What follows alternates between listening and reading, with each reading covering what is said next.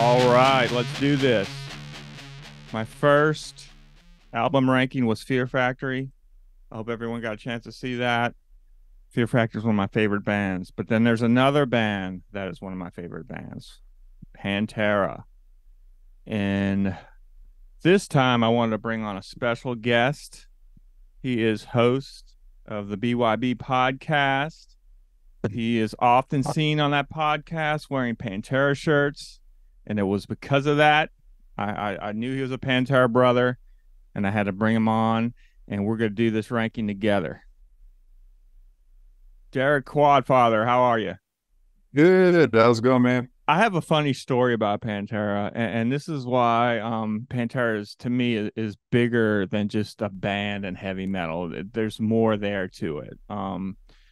It's almost a lifestyle in a way, or an attitude. I would say it's more of an attitude. It's more of a feeling, a connection from the people that made the music and the sound of it to the fans, and the fans back to the band. So it once again, it's just it's visceral. And Pantera fans, and metal fans in general, but I've noticed metal fans and Pantera fans, when they see another Pantera fan, there's an automatic connection. Would you agree with that? Yeah, man. Absolutely. Some people call it like a metal brotherhood. Yeah.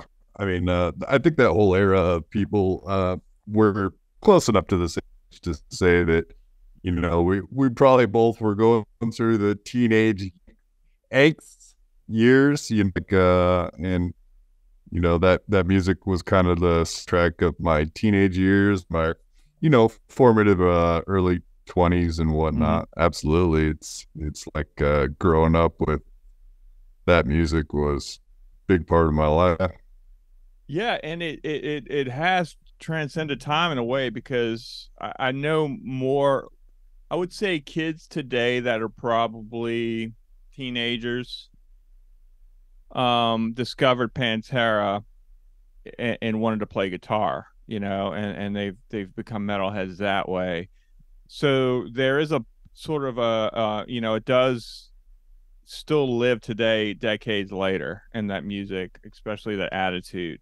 I was in the Taco Bell drive-through, and for whatever reason, I started this back, about 20 plus years ago, when I bought my first truck and I really liked it. I got a Pantera decal, just like your shirt, that exact one. It was white, and it had it right in the middle below the brake light, that you were at the top, and it was right there. So every car since, I've gotten that same decal, and I put it on. And man, Oh, awesome. yeah, and the horns I get, the honks. But I was in a Taco Bell, and all of a sudden, I'm at the drive-through window, and I hear "Fucking Hostile," the Pantera song, and I'm like, man, it sounds like the fucking Hostile riff. And I'm looking around, and I look in my mirror, and I see this dude, like, literally hanging out his window, cranking it, and just looking at me like with a fucking 1,000-yard stare, just fucking giving me the horns with a serious, like he was like, I was like, yes, that, whatever that Fired up. is, that's what Pantera does. Yeah, I think the music from the 90s is going to live forever, just like the music of the 60s will live forever. It's kind of like there was so much good music happening at the time that it will always carry on. And that was we had grunge coming out, and then we had that serious, slash metal all coming out at that same time. That hardcore sound, even the rap of that time wasn't bad. It will always carry on. I believe it's just good music. A lot of those kids were still actually playing instruments, and that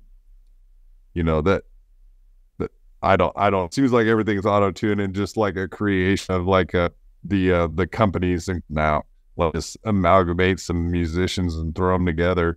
But like the musicians back then, they would grow up together. They would all find the scene of a local town or something, and they were actually garage bands.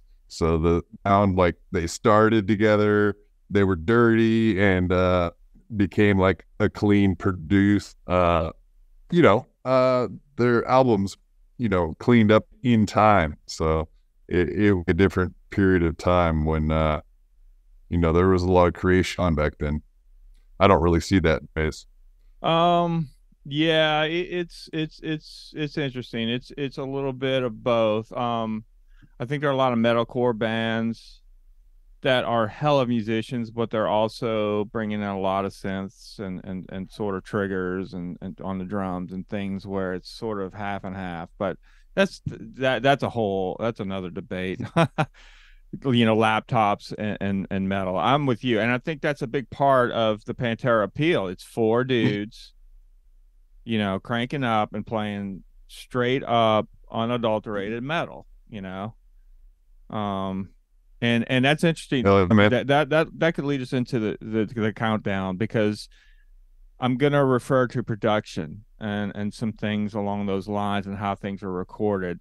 As far as my going back when we discussed doing this video, I was like, all right, I got to start from a clean slate. I got to listen to all five records so I can hear it sort of independent of my younger self. But I've been listening to Pantera my whole life, so it doesn't really matter that much. But there's some records I had sort of an idea of what I thought about them, but often sometimes you'll revisit them and you'll find out, oh wow, I'm seeing this in a different light. So I wanted to come into this doing that. Um, what about you? What was your criteria when I asked you to do this? What were you thinking? All right, how am I going to rank these five albums?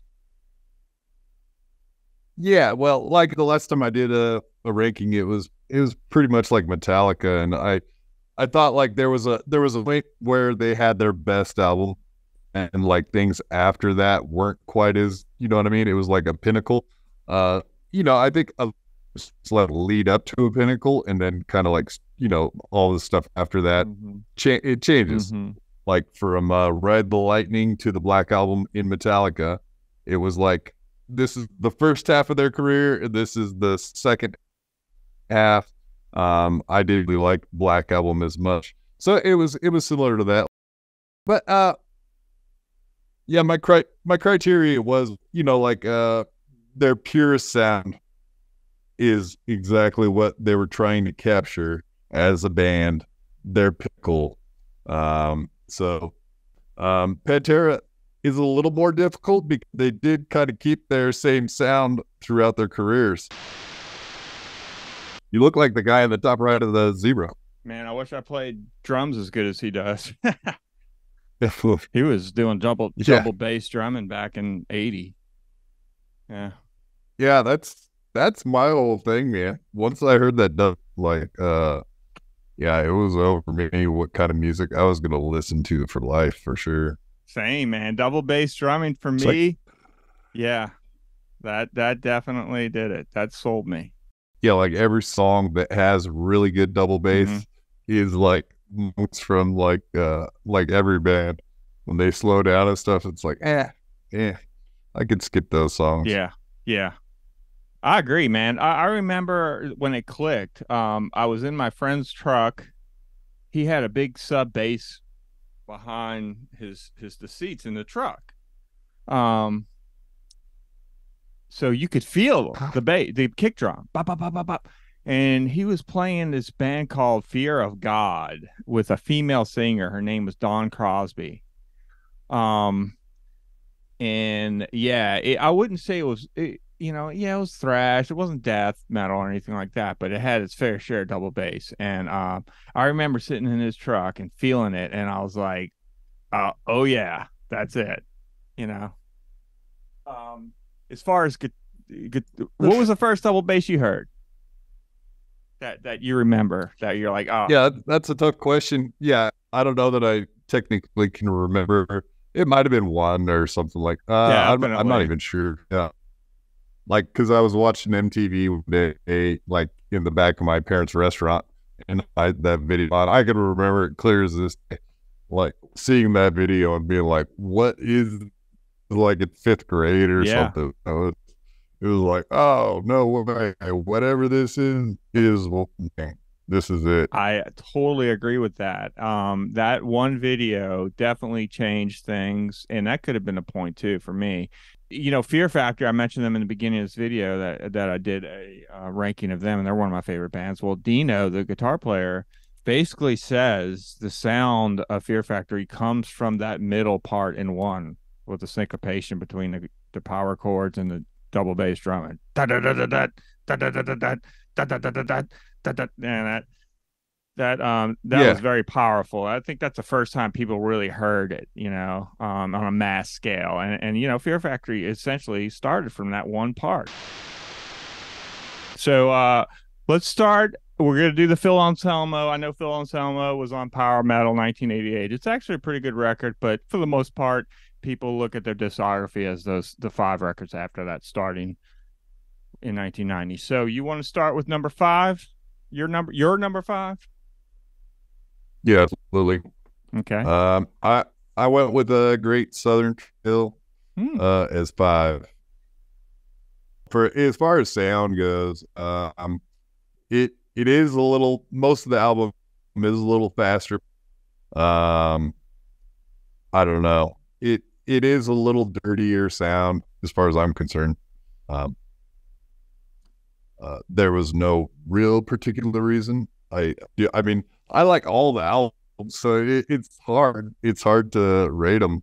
Yeah. Oh, no, it is. Um, I say that in my Fear Factory. It's tough. It's like picking kids. They're all good. yeah, like every one of them, I like. It's just I would put that one at the bottom for myself. Um, it like I said, it does have more of a garage feel to it. It hadn't, no, it's not as clean as the other albums in my opinion, but so that's why I put it at the bottom.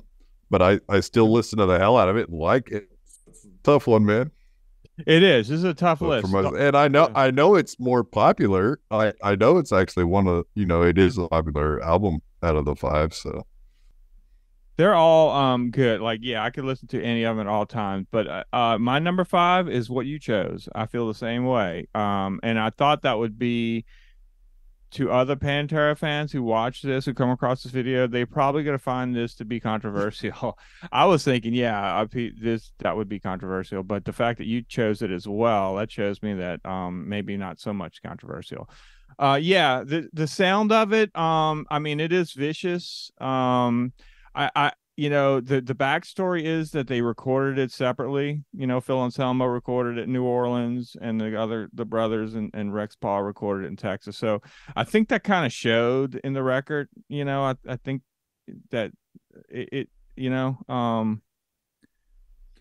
like if you get in a studio all the, I think that then you have that organic, like when you're working it with people that you all kind of like get work together.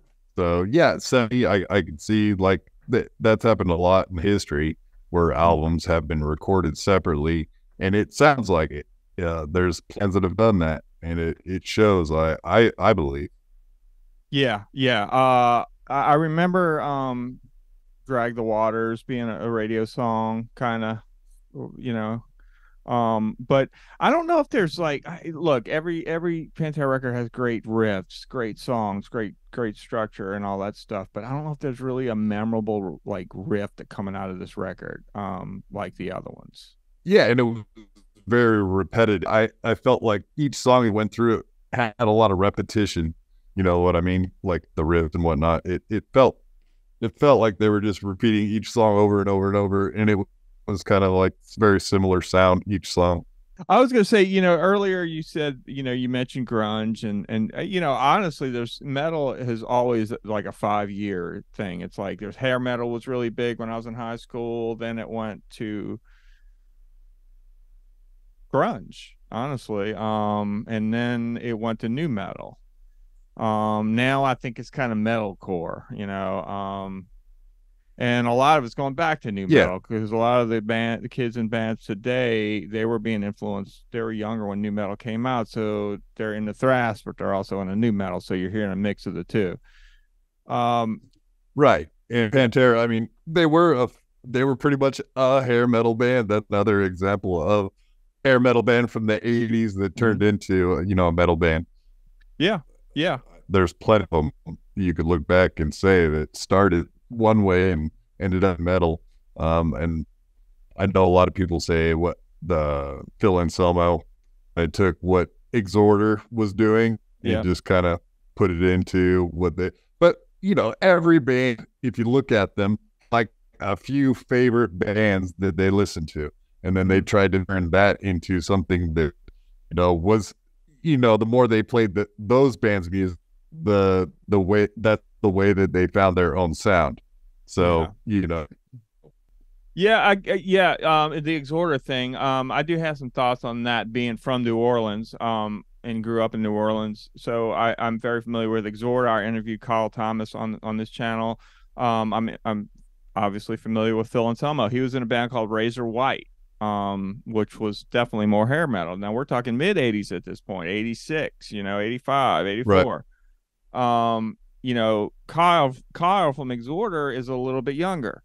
So, 3 years can make a big difference, so it doesn't, Phil's musical well, taste the music was evolved. changing quick, Yeah. Phil's musical taste evolved into naturally what was going on in the underground in New Orleans. And that was a lot of, that was I Hate God, that was Crowbar, that was Soylent Green, Exhorter, which was really one of the first, that were, you know, I'll say this: they sound similar, but they're built similar. Like you do have singers that sort of their voices just sound the same. Phil's not trying to sound like Kyle. Kyle's not trying to sound like Phil. They just sound like each other. If you right, listen to them speak, when I was interviewing Kyle, I was like, he sounds like Phil when they speak. They both have the same voice. I mean, that just happens, right, They're both from the same area.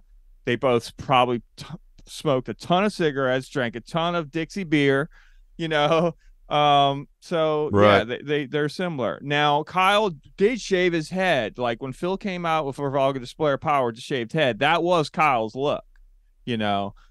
Um, but Phil was making no secret about it. If you look at, there's a picture of Phil wearing an Exhorder T-shirt for a Pantera promo shot. It's not like Phil didn't rip him off. Phil is just a product and a DNA of New Orleans, just like Kyle is, and that's what Phil brought into the Pantera sound. I feel like the Great Southern Trendkill, it was too much of a Phil record. I feel like Phil was hell bent on proving that he was heavier and different from new metal or grunge or whatever else. I felt like he had this chip on his shoulder and he wanted to be angry, which is fine. I love it. It is an angry record, but it's not Pantera, and I think that'll show, and I'll explain why on this next record. So, what's your number four?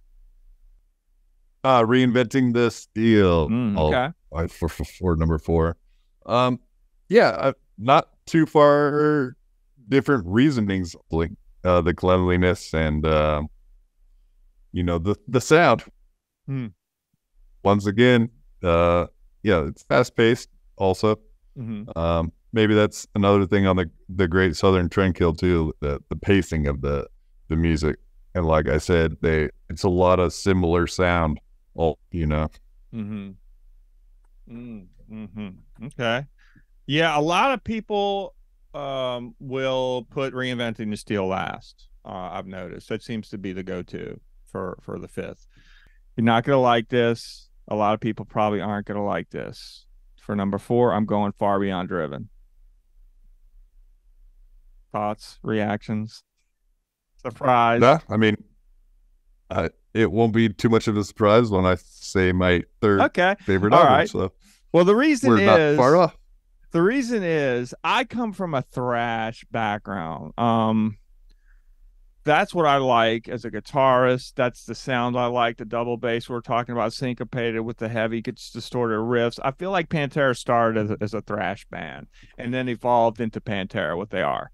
Um, I think they departed thrash a little bit too much for me in their career. They went trying to be as heavy as they could possibly be instead of just let's be us. And I think that was a big part of the conflict between Phil and the brothers, Vinny and Paul, and I think Rex was probably from Texas, and he probably was.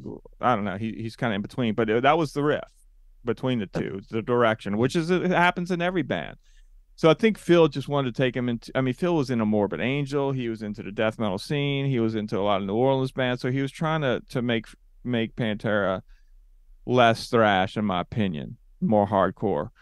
Now it's a great record. Don't get me wrong. 5 minutes alone. I mean, geez. Yeah, You know, strength beyond strength. Yeah, it's. But my least favorite Pantera song ever is on here. "Good Friend and a Bottle of Pills." I hate that song. It's the only Pantera song I actually hate and can't wait to fast forward past. right. What's your three? Far beyond driven. Okay. They're like you said, good friends and a bottle of pills, and so these on that just were just duds. And I not that any Pantera song is a dud necessarily, but they just really were hit and miss. Otherwise, that might be higher up my list if they just didn't, if they would have cleaned up that album. But every album has its own signature. Yeah, yeah, I'm with you. Yeah, man, looking at the songs on Far Beyond Driven, yeah, it probably has the best songs, but as a whole, like you said, what song did you say was your favorite? Probably Unbroken or Unbroken, Becoming. Unbroken or Becoming. Yeah, they're Yeah, like my two of my favorite songs. And 5 Minutes Alone is great. I mean, those are yeah, like three of the and it's mixed in with an album that might not be. It's just inconsistent. It just was kind of all over the place, and that it just is. I love Shedding Skin. I Yeah, man.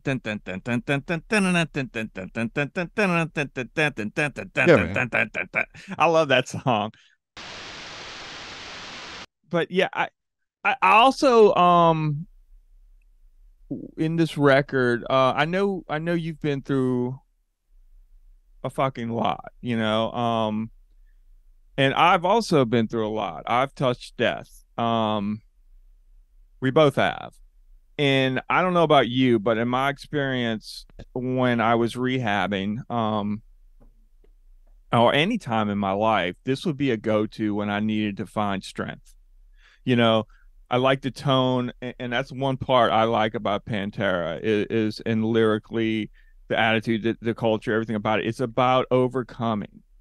You know, I feel that when you really have to Yeah, overcome. yeah. There's not like slow down and be soft. It's man up. It's man up all the way through, and that's a good way to look. I definitely listened to lots of heavy metal when I was rehabbing.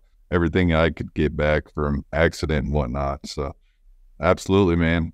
Yeah. Hardcore, becoming it. Yeah, I mean, those songs are just. It's like, yeah, to put your nose to the grindstone and get her done.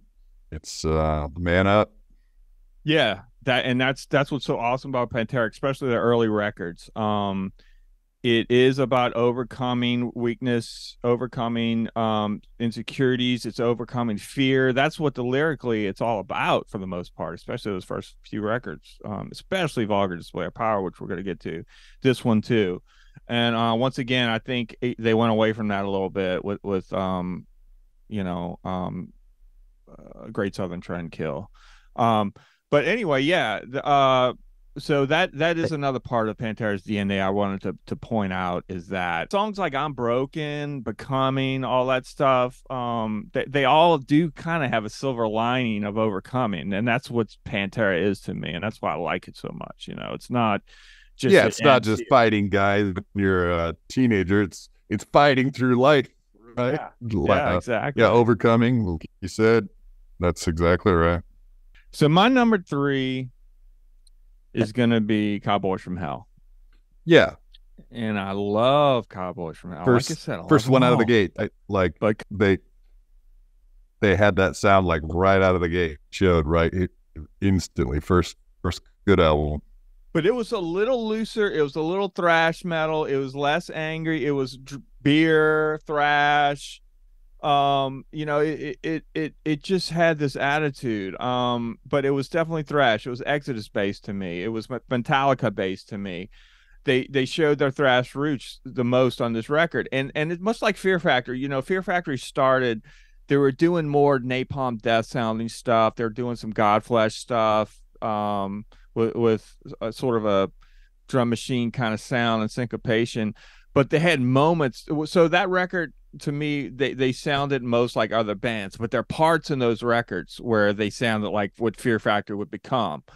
And that's the same thing with this record. Like this is a great record. It's a great metal record, great thrash record, and it's got parts of Pantera that's foreshadowing what they're going to do later on. So the reason I put it at number 3 and not higher up, because I was seriously considering putting it because I love this record so much higher up, but it's because because of that. It's familiar with another style. So that's my number 3, Cowboys from Hell. So now let's get to number 2. You go first. Yeah, Cowboys. Like I said, Cemetery Gates is on there, and that's just really favorites. I kind of just thought I'll still listen to it. If someone else is playing it, but play it, I'll probably skip it because there's so many other good songs out there. I did like the Cowboys from Hell. It's fairly consistent. You kind of know what you're getting, other than Cemetery Gates, all the way. And I will had an appreciation for that dirty sound. So like their early work is a little dirtier. That album, it's not studio perfect by any means. And I know the Abbott brothers, they're off their AC/DC, and Phil might have that exerter and whatever they just threw together and somehow made that sound. They're pulling all these sounds together just to make that original first. It was mind blowing, man. Absolutely. I was only like 11 or 12 when that came. It's insane. It was like definitely an effect on my brain, no doubt about it. Yeah. Hell yeah. Yeah, Cowboys from Hell. My Cowboys from Hell experience, even though I haven't chosen my second one yet, I meant to do this. And this is really cool because this was sort of my intro to Pantera. So here's a ticket stub. I'll scan it on the screen, but it was Skid Row with Pantera opening.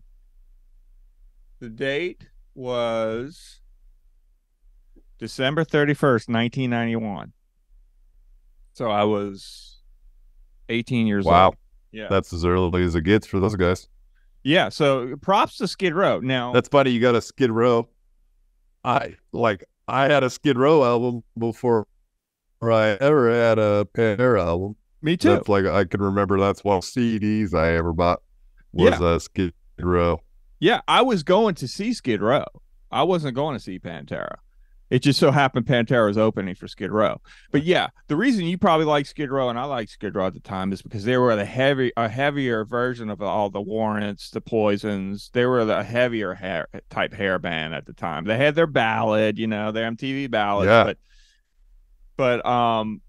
So my best friend in high school, we both liked the same music. So we just graduated high school together and we were 18. So this was in New Orleans, UNO Lakefront Arena, University of New Orleans, where I went to college for a time before I came to Memphis. But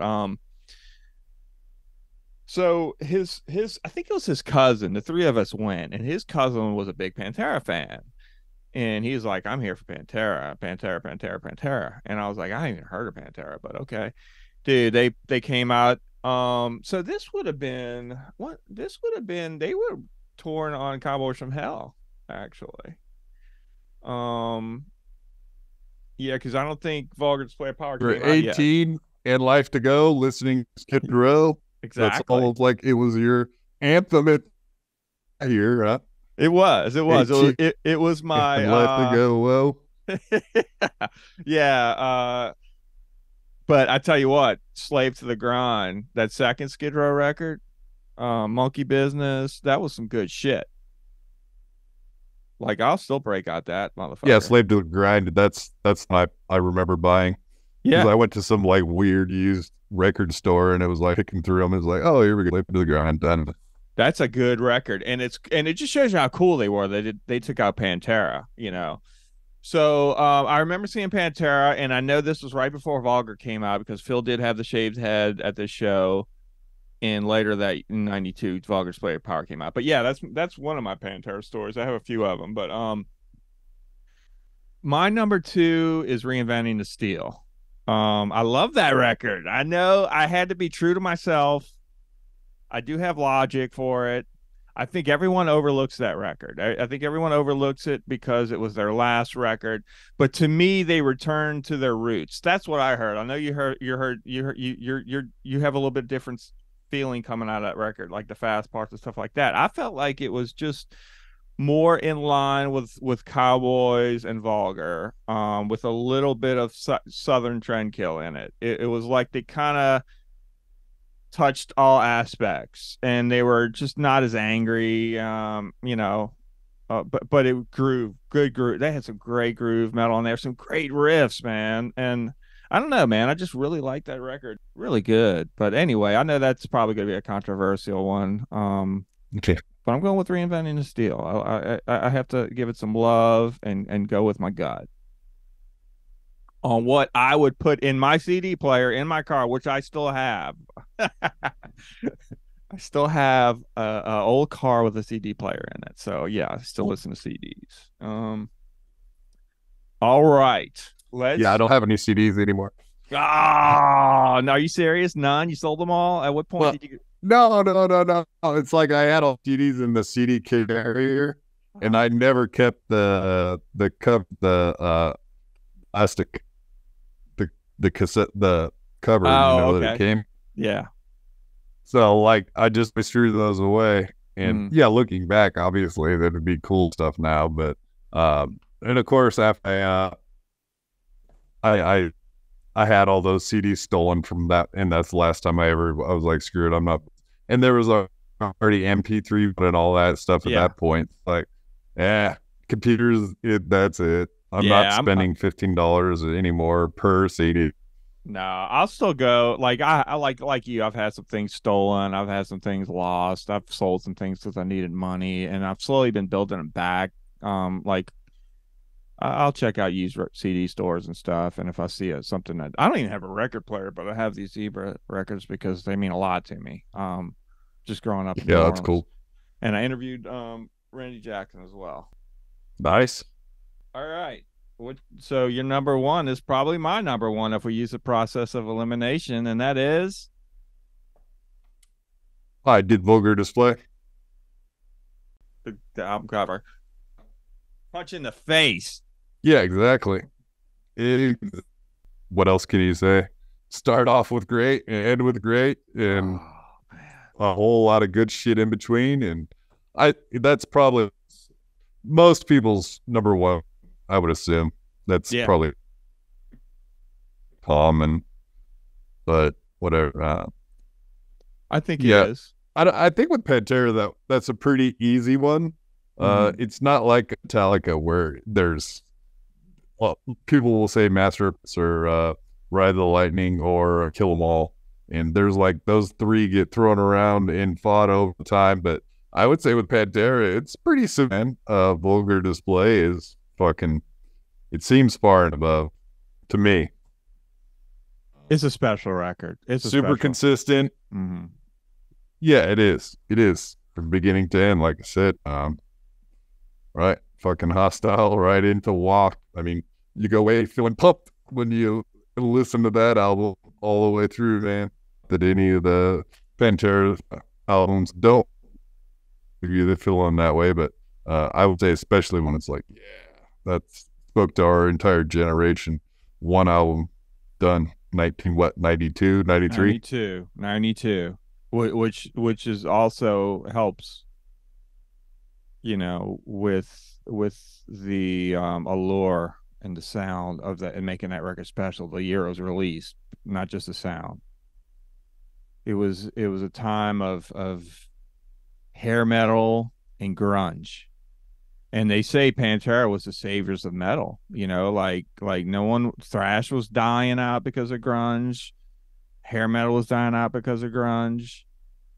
And it wasn't just grunge, it I was would agree. Red Hot Chili Peppers, Ministry. There was a lot going Eh, on at that time. Guns and Roses. Guns N' Roses. I mean, Yeah. Guns was probably number one in the world at the time, like Yep. a lot of people forget that, They like do. how big Guns N' Roses was. And it's like, man, they owned the world. And yeah, Pantera, they stepped it up. Grunge, I'm in the Pacific Northwest, so like it totally overtook everything. Like you were, it was like Metallica or grunge or like all the stuff we were just talking about. Mhm. But Pantera definitely like turned that one around for sure. Yeah, yeah. It Helped. was Alice in Chains. It was like you said, a lot of that stuff. And then Pantera puts out this fucking middle finger in the air, flying the metal flag of something we've in essence everything we talked about all the records. This record embodies the Pantera sound, and um just there's enough thrash, there's enough anger, there's enough all the things we like about Pantera is all on this record. Even though Far Beyond Driven actually debuted at #1 on the Billboard charts. But you got to realize this was before the internet for the most part, and people didn't know what they're going to get with. This was back in the day when you went to the record store and you bought Far Beyond Driven. That was the first time you're hearing it when you put in a CD player or a record. So people were the reason why I think Far Beyond Driven was #1 was because Vulgar Display of Power was so good. Um, yeah, and they were just different. They just looked different. They were more natural, not putting hairspray in. It's just a normal fucking teenage angry kid like we probably were that were exhilarated by that music. Like that music actually metal puts me in a good mood, you know? Yeah, same here, man. I mean, that's it. That's Yeah, it. I listen to it more than anything else. Still to this day. That is it. That whatever that sound was is what I want to hear for the rest of my life. It's fucking whatever it is. That's the sound, man. Much like coffee There's and whatever else you partake in, it gets you through the day. exactly, man. Hell yeah. With that, we'll end. Um, let's say, what would you? I want to tell people check you out, the BYB Backyard Boys podcast. Definitely subscribe. I'll put that in the link. I was actually a guest on that on your show not long ago. That was awesome. It's just me and a bunch of misfits creating having the internet, having a blast doing it. Lots of fun, and that's at all caps _POD. Pretty simple. Awesome. I'll put that on the screen. Thank you, Quadfather, for your time, and we speak your name. Thanks for having me, brother. Thank you. Take care.